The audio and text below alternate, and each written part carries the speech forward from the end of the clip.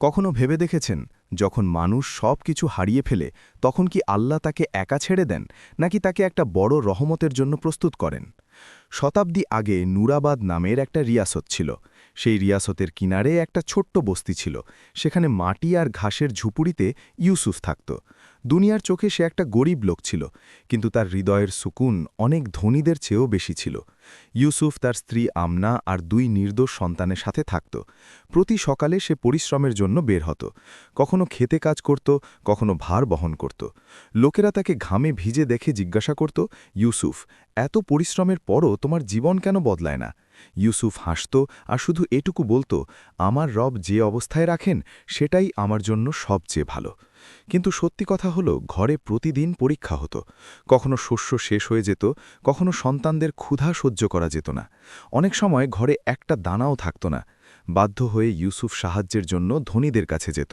কিন্তু সেখানে শুধু তিরস্কার পেত তুমি তো বলতে এসো পয়সা কিছু নেই আজ এখানে কেন এলে এই কথাগুলো ইউসুফের হৃদয় ছিন্ন ভিন্ন করে দিত কিন্তু তার জিয়ব ভাই কখনো অভিযোগ আসত না সে আকাশের দিকে তাকাতো আর বলতো ইয়া আল্লাহ তুমি সব দেখছ লোকেরা জানত না যে ইউসুফ কখনো নুরাবাদের বিখ্যাত ব্যবসায়ী ছিল তার দোকান সততার উদাহরণ ছিল আর এই সততাই কিছু লোকের হৃদয়ে হিংসা জন্ম দিয়েছে এখান থেকেই ইউসুফের জীবন বদলে গেছে ভরসা ভেঙেছে ধৈর্য পরীক্ষিত হয়েছে আর ভাগ্য তার জন্য এখনও অনেক কিছু লিখেছে কখনো কখনো আল্লাহ মানুষের কাছ থেকে সব কিছু ছিনিয়ে নেন যাতে তাকে তার আসল মুখ দেখাতে পারেন ইউসুফ সবসময় গরিব ছিল না এক সময় ছিল যখন নুরাবাদের বাজার তার নাম জানত তার কাপড়ের দোকান শহরের বিখ্যাত দোকান ছিল লোকেরা দূর দূরান্ত থেকে তার কাছে কেনাকাটা করতে আসত কারণ শুধু কাপড় ছিল না কারণ ছিল তার সততা ইউসুফ কখনো মিথ্যা বলত না ওজনে কমত না বা দামে প্রতারণা করত না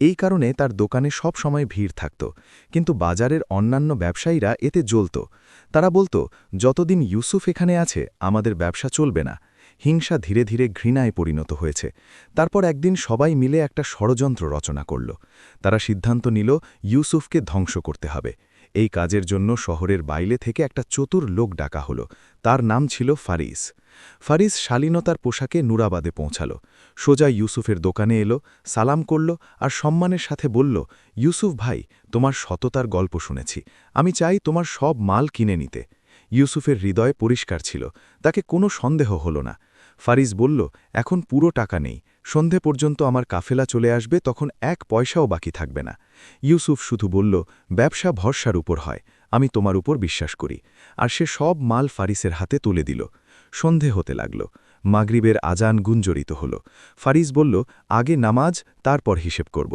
ইউসুফ খুশি হল যে সামনের লোকটিও ধার্মিক দোকান খোলা রেখে দুজনে মসজিদে গেল নামাজের সময় যখন ইউসুফ সিজদায় গেল ফারিস চুপচাপ বাইরে চলে গেল সে তার সাথে মালে ভরা কাফেলা নিয়ে পালিয়ে গেল নামাজের পর ইউসুফ ইধর উধর দেখল ফারিস কোথাও নেই সে দৌড়ে দোকানে পৌঁছাল সেখানে না মাল আছে না কাফেলা সেই মুহূর্তে ইউসুফ বুঝল যে সে লুট হয়েছে কয়েকদিনের মধ্যে এই খবর পুরো নুরাবাদে ছড়িয়ে পড়ল লোকেরা যারা কাল পর্যন্ত প্রশংসা করত আজ তিরস্কার দিতে লাগল ঋণদাতারা ঘরে চলে এলো বাধ্য হয়ে ইউসুফ ঘর আর জমি বিক্রি করে দিল সব ঋণ শোধ করে দিয়ে তারপর একদিন সেই ব্যবসায়ী সব হারিয়ে এক গরিব হয়ে গেল কিন্তু এর পরেও তার জিয়ব ভাই কখনো অভিযোগ আসেনি সে শুধু বলতো আল্লাহ সবচেয়ে ভালো জানেন আমার জন্য কি সঠিক কিন্তু পরীক্ষা এখনও শেষ হয়নি আসল পরীক্ষা এখন শুরু হতে চলেছে যখন সব কিছু ছিনিয়ে নেওয়া হয় তখন শুধু ধৈর্যই মানুষের সাহারা হয় কালকের ধনী ইউসুফ আজ আশ্রয়হীন হয়েছে না মাথায় ছাদ না কাছে পয়সা স্ত্রী আমনা আর দুই সন্তান চুপচাপ তাকে দেখত ইউসুফ শহর ছেড়ে চলে গেল শহর থেকে দূর বন্য প্রান্তরে একটা ছোট্ট ঝুপড়ি তৈরি করল ঘাস কাঠ আর মাটি দিয়ে ভোর হবার আগে সে কাজের খোঁজে বের হতো কখনো খেতে শ্রমিকতা করত কখনো কাঠ কেটে বিক্রি করত আয় খুব কম হতো কিন্তু ঈমান মজবুত ছিল সন্ধ্যের ঘরে ফিরে ইউসুফ বিসমিল্লা পড়ে খেত যেন সেটা কোনো নিয়ামত আমনা প্রায়ই কাঁদত এক রাতে যখন সন্তানরা ক্ষুধায় ঘুমিয়ে পড়ল আমনা জিজ্ঞাসা করল আমাদের জীবন কি কখনো বদলাবে ইউসুফ তার অশ্রু মুছিয়ে বলল আল্লাহ তার প্রিয় বান্দাদের পরীক্ষা করেন ধৈর্যের ফল সব সময় মিধুর হয় সেই বছর নুরাবাদে প্রচণ্ড বৃষ্টি শুরু হল, দিন রাত বৃষ্টি হতে থাকল। ধনীরা নিরাপদ ছিল, গরিবরা ধ্বংস হয়ে গেল। এক রাতে ঝড় এলো, প্রচণ্ড হাওয়া, বিদ্যুতের ঝলক। ইউসুফের দুর্বল ঝুপড়ি সহ্য করতে পারল না। ছাদ উড়ে গেল, দেওয়াল পড়ে গেল। ইউসুফ সন্তানদের তুলল, আমনার হাত ধরল আর বাইরে বেরিয়ে এলো। তাদের ঝুপড়ি তাদের চোখের সামনে ভেসে চলে গেল। এখন না ঘর আছে, না কাপড়, না খাবার। কিন্তু এর পরেও ইউসুফ অভিযোগ করেনি। সে বলল, যিনি আমাদের সৃষ্টি করেছেন তিনি আমাদের নষ্ট করবেন না। সকাল হলো, বৃষ্টি থেমে গেছে। ইউসুফের পরিবার একটা গাছের নিচে বসেছিল। সব কিছু শেষ হয়ে গেছে, কিন্তু ইউসুফের চোখে আশা এখনও জীবিত ছিল। তাকে জানা ছিল না যে পরবর্তী পরীক্ষা তাকে কোন দিকে নিয়ে যাবে, এমন একটা পরীক্ষা যা তার জীবনের দিক বদলে দেবে। কখনো কখনো রুজি সেখানেই পাওয়া যায় যেখানে সম্মান সবচেয়ে বেশি ভেঙে গেছে। সকাল হলে ইউসুফ আমনাকে সান্ত্বনা দিল, আল্লাহ জীবন দিয়েছেন তাহলে রুজিও দেবেন। তারপর সে কাজের খোঁজে শহরের দিকে চলল। সেই শহর যেখানে কখনো তার নাম ছিল, আজ সেই শহর তাকে চিনতে অস্বীকার করছে। ইউসুফ এক দোকান থেকে অন্য দোকানে গেল, প্রত্যেক জায়গায় শুধু অস্বীকৃতি পেল। এ তো সেই অভাগা যে নিজেই লুট হয়েছে, এতে কাজ দেওয়া নিজের ক্ষতি। ইউসুফ সব শুনল কিন্তু চুপ থাকল। তারপর তার নজর পড়ল একটা বড় হাভেলির উপর। এটা শহরের সবচেয়ে ধনী লোক মালিক কারিমের ছিল। ভিতরে হট্টগোল চলছে। মালিক কারিম রেগে বলছে, আমার ছাগলের পাল খারাপ অবস্থায় আছে, কোনো গোপাল পাওয়া যাচ্ছে না। ইউসুফ সাহস করল, এগিয়ে সালাম করল, আর অনুমতি থাকলে আমি কাজ করতে পারি। মালিক কারিম তাকে ভালো করে দেখল আর হেসে বলল, তুমি তো কখনো ব্যবসায়ী ছিলে, এই কাজ তোমার পক্ষে নয়। ইউসুফ মাথা নিচু করে বলল, ক্ষুধা মানুষকে সব কাজ শেখায়, আমাকে সুযোগ দিন। মালিক কারিম ভাবল, সস্তা শ্রমিক মিলছে। সে বলল, ঠিক আছে, প্রতিদিন ছাগলগুলো জঙ্গলে নিয়ে যাবে, সন্ধে ফিরিয়ে আনবে, বদলে একটু শস্য পাবে। ইউসুফ আল্লাহর শুকরিয়া আদায় করল। এখন সে ব্যবসায়ী নয়, এখন সে গোপাল হয়েছে। প্রতিদিন ভোরে উঠত, ছাগল নিয়ে দূর পাহাড়ের দিকে যেত। খালি পায়ে পাথরে চলত, রোদ দেহ পুড়িয়ে দিত, কিন্তু সে উফও করত না। সন্ধে যে অল্প শস্য পেত সেটা সোজা ঘরে নিয়ে আসত। সন্তানরা খেলে ইউসুফের সুকুন মিলত। অনেক সময় খাবার কম হতো। ইউসুফ আর আমনা পানি পান করে ঘুমিয়ে পড়ত, কিন্তু ঈমান দুর্বল হয়নি। ইউসুফ জঙ্গলে একা বসে বলত, ইয়া আল্লাহ, তুমি আমাকে হালাল রিজিক দিয়েছ, যতই কম হোক না কেন। তাকে কি জানা ছিল যে একটা ছোট্ট ভুল তাকে আবার একটা বড় বিপদে ফেলবে? কখনো একটা ছোট্ট ভুল পুরো জীবনের পরীক্ষা হয়ে যায়। একদিন গরম চরমে ছিল, প্রচণ্ড হাওয়া আগুনের মতো লাগছিল। ইউসুফ সকাল থেকে ঘুমটক্ত ছিল। রাতের খাবার সে সন্তানদের দিয়েছে। দেহ ক্লান্ত হয়েছে। ছাগলগুলো চড়ছিল। ইউসুফ একটা গাছের নিচে বসল। ঠান্ডা হাওয়ার ঝাপটা এলো, চোখ ভারী হয়ে গেল, আর তারপর তাকে ঘুম এলো। যখন চোখ খুলল তখন সূর্য অস্ত যাচ্ছে। ইউসুফ ঘাবড়ে গেল। চারপাশে দেখল, ছাগলগুলো কোথাও দৃশ্যমান নয়। সে চিৎকার করতে লাগল, ইধর উধর ছুটল, সর্বত্র খুঁজল, কিন্তু পাল অদৃশ্য হয়ে গেছে। ইউসুফের দেহ ঘামে ভিজে গেল, তার হৃদয় ডুবে গেল। সে জানত এই ছাগলগুলো তার শেষ আশা। সন্ধে হয়েছে। ইউসুফ খালি হাতে হাভেলিতে পৌঁছাল। মালিক কারিম বাইরে বসেছিল। ইউসুফকে দেখে সে ভরকে উঠল, আমার ছাগলগুলো কোথায়? ইউসুফ হাঁটু গেড়ে বসল, অশ্রু গড়াতে লাগল। মালিক, আমার ভুল হয়েছে, ঘুম এসে গিয়েছিল। মালিক কারিমের মুখ রাগে লাল হয়ে গেল। তোমার ধারণা আছে তুমি কি হারিয়েছ? লোকেরা জড়ো হল। কেউ বলল এই লোক অভাগা, কেউ বলল যে কাজে আসে ধ্বংস করে। মালিক কারিম কঠিন সিদ্ধান্ত ঘোষণা করল, পয়সা না হলে পরিশ্রমে শোধ করবে। এখন থেকে তুমি আমার দাস। যতক্ষণ না ক্ষতিপূরণ হয় তুমি বিনা মজুরে কাজ করবে। ইউসুফ হতবাক হয়ে গেল। দাসত্ব মৃত্যুর চেয়েও কম ছিল না, কিন্তু তার কোনো উপায় ছিল না। সে মাথা নিচু করে বলল, যা আদেশ মালিক। সেই রাতে সে ঘরে গেল। আমনাকে কিছু বলল না, শুধু চুপচাপ কাঁদতে থাকল আর হৃদয় থেকে দোয়া করল, ইয়া আল্লাহ, এখনও কি আমার পরীক্ষা শেষ হয়নি? তাকে জানা ছিল না যে এই দাসত্বই তাকে আবার সম্মানে নিয়ে যাবে। কখনো কখনো ধৈর্য মানুষকে নত করে না, বরং তাকে উন্নত করে। ইউসুফের জীবনের সবচেয়ে কঠিন সময় শুরু হয়েছে। এখন সে মালিক কারিমের দাস। ভোরে উঠত, পশুদের খাঁচা পরিষ্কার করত, খেতে হল চালাত, ভার বহন করত, সারা দিন পরিশ্রম করত, না মজুরি না বিশ্রাম, শুধু দুবার শুকনো রুটি। লোকেরা তাকে দেখে গল্প করত, এ সেই ব্যবসায়ী যে এখন দাস হয়েছে। ইউসুফ সব শুনত, কিন্তু চুপ থাকত। সে প্রত্যেক কাজ নিয়ত করে করত, আর হৃদয়ে বলত, ইয়া আল্লাহ, আমি হালালের একটা দানাও হারাম করব না। আমনা প্রতিদিন তার আঘাতপ্রাপ্ত পা টিপে দিত আর বলত, এখন আর কত ধৈর্য। ইউসুফ হালকা হেসে বলত, অন্ধকার রাতের পর সকাল নিশ্চয়ই হয়। মাসগুলো বছর হয়ে গেল। একটা পুরো বছর কেটে গেল। মালিক করিম সব দেখছিল। একদিন প্রচণ্ড বৃষ্টি হচ্ছিল। ইউসুফ ভিজে ছাগলের খাঁচা ঠিক করছিল, যাতে পশুরা ভিজে না যায়। তার নিজের ঘর নেই, তবু সে মালিকের ক্ষতিকে নিজের মনে করছিল। মালিক করিম জানালা থেকে এই দৃশ্য দেখছিল। তার হৃদয় কেঁপে উঠল। সে ভাবল, এই লোক 1 বছরে আমার ক্ষতি পূরণ করেছে, তবু আমি তাকে নিচু করে রেখেছি। তার বিবেক জেগে উঠল। তার কঠোরতায় লজ্জা অনুভব হল। সেই রাতে সে সিদ্ধান্ত নিল। সকালে ইউসুফকে ডাকা হলো। ইউসুফ মাথা নিচু করে সামনে দাঁড়াল। মালিক করিম মৃদু স্বরে বলল, ইউসুফ, তুমি সৎ লোক, তোমার ঋণ তোমার পরিশ্রমে পূর্ণ হয়েছে। আজ থেকে তুমি মুক্ত। ইউসুফ বিশ্বাস করতে পারল না। তার চোখ থেকে অশ্রু গড়িয়ে পড়ল। এই অশ্রু দুঃখের নয়, শুকরিয়ার ছিল। সে হাত জোর করে বলল, আল্লাহ তোমাকে এর প্রতিদান দিন। ইউসুফ ঘরে দৌড়ে গেল। আমনাকে খবর দিল। সে সিজদায় পড়ে গেল। কিন্তু ইউসুফ জানত যে এই শহরে এখন তার সম্মান নেই। সে একটা সিদ্ধান্ত নিল। একটা নতুন যাত্রা তার অপেক্ষায় ছিল। কখনো কখনো নতুন জীবন পুরনো জমি ছেড়ে দেওয়া থেকে শুরু হয়।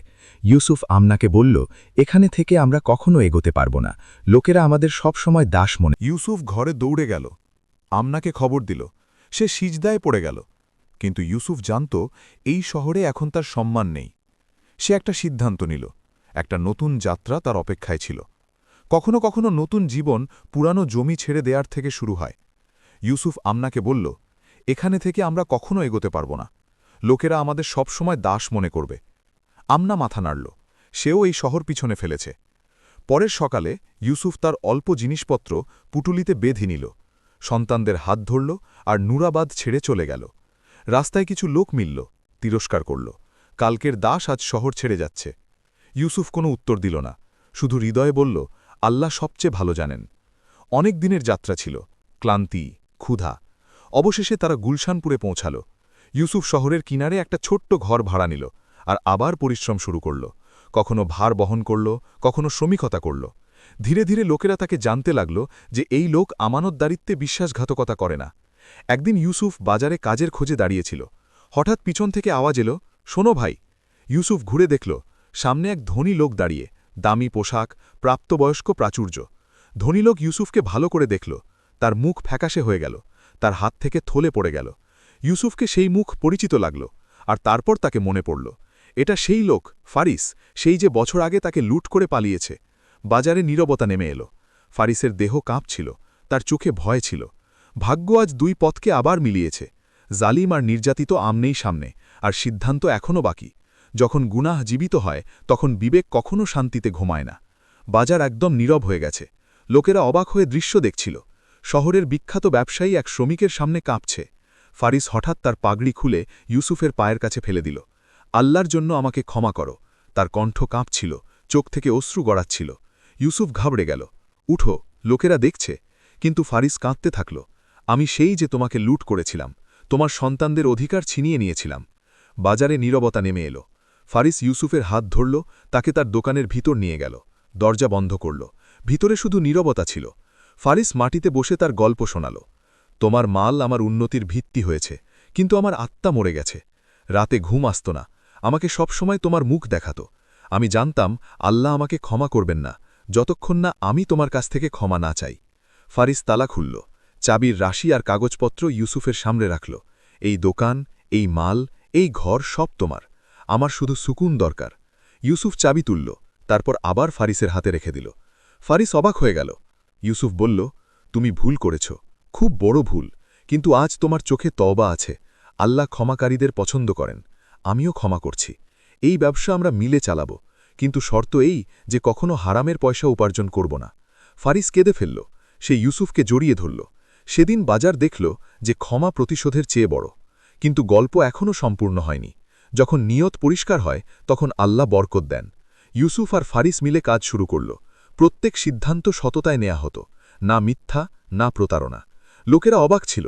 ধীরে ধীরে দোকানের খ্যাতি পুরো গুলশানপুরে ছড়িয়ে পড়ল। যা জিনিস এখানে আসত তা আমানত মনে করা হতো। লোকেরা বলতো, যদি মাল নিরাপদ রাখতে চান তাহলে ইউসুফের কাছে রাখুন।